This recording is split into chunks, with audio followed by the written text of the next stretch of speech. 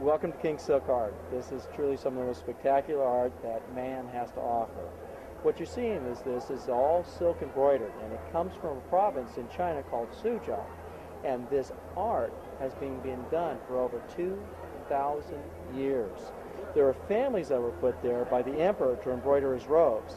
What they do is they'll take all the silkworms, they put them in these baskets and feed them on mulberry leaves. Once the silkworms have matured, they spin into a cocoon. And here's an example of a cocoon stage. The cocoon itself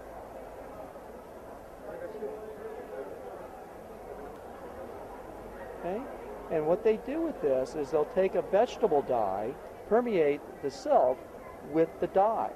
So what you're looking at is an organic to an organic. So the dye becomes a permanent fixture in the silk thread, and so it will never lose its color. They can get about 2,000 feet out of one cocoon of that very, very fine fiber. This is thinner than a human hair. They'll then take this and literally just start stitching it.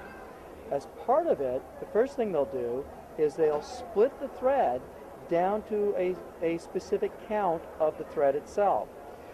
The thread starts with a total of 16 strands.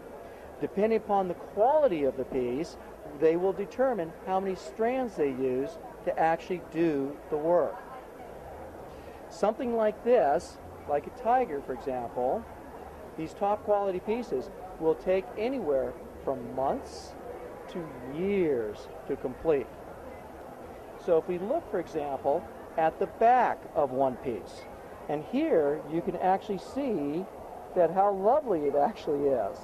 And if you were to rub your hands over it, you can actually feel the little knots.